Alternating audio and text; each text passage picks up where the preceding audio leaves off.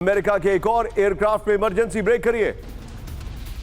F-35A fighter jet ने भेजा 7700 emergency code.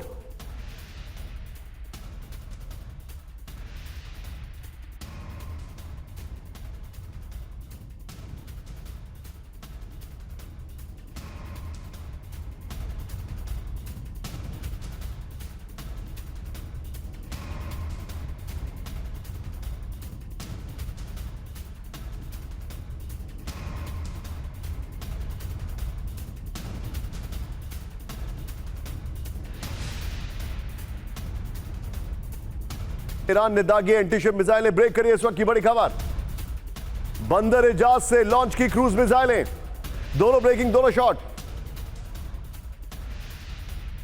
दोनों ब्रेकिंग दोनों शॉट। ईरान के टारगेट पर होर्मुज का ओमान रूट, यह इस वक्त की बड़ी खबर। एक अमेरिका का इलाका ब्रेकिंग और वाइट दिखाइए जरा। होर्मुज स्ट्रेट पर ट्रंप ने फिर किया दावा, ब्रेकिंग और वाइट। अमेरिकी प्रतिबंध मानने वाले देशों पर ईरान का बड़ा ऐलान, ब्रेक करिए। होर्मुज में बैन होंगे अमेरिकी नियम मानने वाले शिप, बड़ी खबर। प्रतिबंध लागू करने वाले देशों के शिप पर स्थायी बैन, उसको करेक्ट करिए। यहां पर देखें, ईरान का अमेरिकी प्रतिबंधों पर बड़ी वार्निंग। होर्मुज में जहाजों की आवाजाही रोकेगा ईरान, बड़ी खबर। अगली बड़ी खबर, ब्रेक करिए जरा। अमेरिका के नए प्रतिबंधों से बढ़कर ईरान, ब्रेक करिए। जमीन, हवा और समुद्र से कड़े जवाब की चेतावनी। सबसे सख्त वित्तीय प्रबंधों के जवाब में सैन्य कार्रवाई। ईरान सेना का ऐलान, दुश्मन को देंगे कठोर दंड।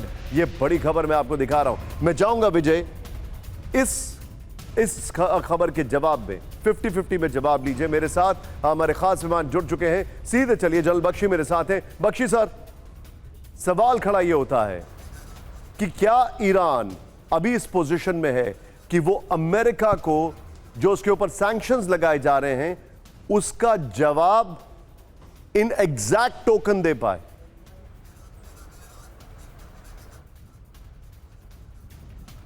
एग्जैक्ट टोकन से मैं समझता हूं आपका अभिप्राय है कि वो मिलिट्री एक्शंस, काउंटर एक्शंस कर पाए जिससे अमेरिका को नुकसान हो। देखिए, अगर वो ये वॉर एक्सटेंड होती है तो अमेरिका को ऑटोमेटिकली नुकसान हो रहा है, क्योंकि दुनिया की इकोनॉमी तबाही की ओर जा रही है। ओवर द क्लिफ हॉर्मुज बंद है और बाबल मंदेब स्ट्रेट भी बंद है। वहां पे बात हो रही है कि सुएज कैनाल के ऊपर भी फायर किया जाएगा। ठीक है, इससे जो है दुनिया की इकोनॉमी चरमरा रही है। प्राइस ऑफ ऑयल जितना भी मैनिपुलेट कर लें डोनाल्ड ट्रंप मार्केट को, बढ़ती जा रही है और जो कुछ रिकवरी हुई थी वो खलास हो रही है। तो इसके चलते डोनाल्ड ट्रंप कब तक मेंटेन कर सकते हैं अपना ब्लॉकेड? बहरीन का पोर्ट खत्म हो गया, कतर का पोर्ट खत्म हो गया, यूएई वगैरह। सर, लेकिन आपको लगता है कि ये सैंक्शंस का ईरान तगड़ा जवाब देगा इस लड़ाई में?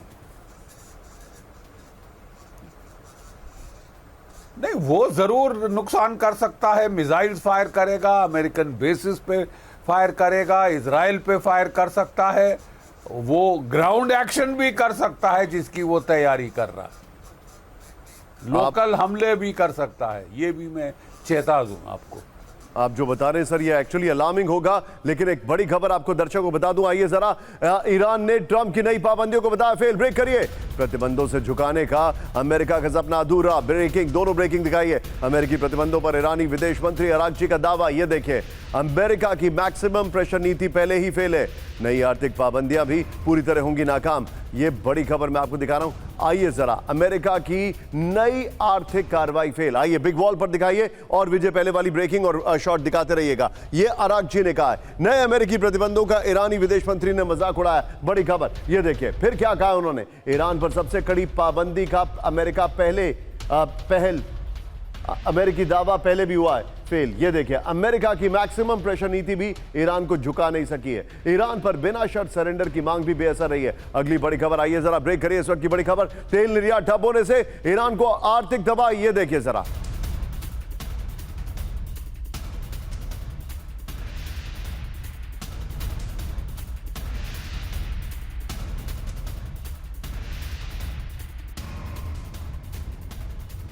करीब ईरान से चीन का तेल निर्यात शिपमेंट रुकने से महंगा हुआ ईरान का क्रूड ऑयल।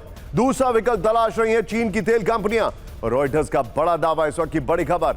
आइए जरा इसके फ्लोर पर, यह बड़ी खबर मैं आपको दिखा रहा हूं। ये देखिए, तेल निर्यात ठप, ईरान में आर्थिक तबाही। बड़ी खबर, शिपमेंट रुकने से महंगा हुआ ईरान का क्रूड ऑयल। ईरान से चीन की तेल कंपनियों को सस्ते तेल की पेशकश बंद है। दूसरा विकल्प तलाश रही है चीन की तेल कंपनियां। रिपोर्ट आ रही है 2026 की पहली छमाही में 6 साल के सबसे निचले स्तर पर ईरान का निर्यात। ईरान के कुल तेल निर्यात का करीब 90% चीन को, यह जानकारी आ रही है। मैं सीधे चलूंगा 50-50 में प्रोफेसर राजन सर के पास। चलिए राजन सर, सवाल बड़ा सिंपल स्ट्रेट है। क्या यह युद्ध चाइना और रशिया को नुकसान पहुंचाने के लिए किया जा रहा है? खासकर चाइना, पहले वेनेजुएला हुआ और अब यह हो रहा है, और यह सैंक्शंस भी चाइना को हिट करने के लिए ज्यादा हैं। देखिए निशांत, जो शुरू की प्लानिंग ट्रंप की थी उसमें यह था कि तेल का जो मार्केट है उसको पूरी तरह से कंट्रोल करेंगे। वेनेजुएला कंट्रोल हो गया था, ईरान के तेल को अगर कंट्रोल कर लेते और रूस पे अगर सैंक्शन बना रहता तो यह जरूर इसकी होने की संभावना थी। लेकिन चूंकि पूरी स्ट्रैटेजी अमेरिका की जो है वो फेल कर गई है, कोई भी कंट्रोल नहीं कर पा रहा है, वैसे में इनको अमेरिका को उल्टा नुकसान हो रहा है। वहाँ पे आप देख रहे हैं तेल का दाम बढ़ता जा रहा है, इन्फ्लेशन $4 पर उनका गैलन जो है उस हिसाब से वहाँ तक रेट चला गया है। तो वैसे में नुकसान मुझे लगता है अमेरिका को ज़्यादा हो रहा है। और चूंकि ईरान अभी जिस ढंग से ईरान की अपनी शर्तों को मनवाने की कोशिश कर रहा है, उसमें लगभग अमेरिकन एक्सपर्ट्स भी मानते हैं कि ईरान की काफ़ी बढ़त है। भले ही विक्ट्री किसी की नहीं हो इसमें, लेकिन बढ़त ईरान का काफ़ी ज़्यादा है। तो वैसे में यह कहना कि चीन का काफ़ी नुकसान हो रहा है। अभी देखिए, तेल का मार्केट पूरी तरह से बंद नहीं है, और जो शैडो फ्लीट्स हैं वह भी अवेलेबल है, मैं बता दूं। और ईरानियन तेल भी दूसरे रास्ते से शैडो फ्लीट के माध्यम से अंतर्राष्ट्रीय मार्केट में अवेलेबल है। साउथ चाइना सी में और साउथ ईस्ट एशिया के देशों के आसपास बहुत सारे शिप्स हैं जहां पे ईरानियन ऑयल बिक रहे हैं। उसका रास्ता क्या है वह कहना जरा मुश्किल है, लेकिन वैसे में मुझे लगता है कि जो स्ट्रेटजी थी कि अमेरिका चीन को नुकसान पहुंचाएगा या रूस को कंटेन करेगा, ऐसा तो बिल्कुल भी होता दिख नहीं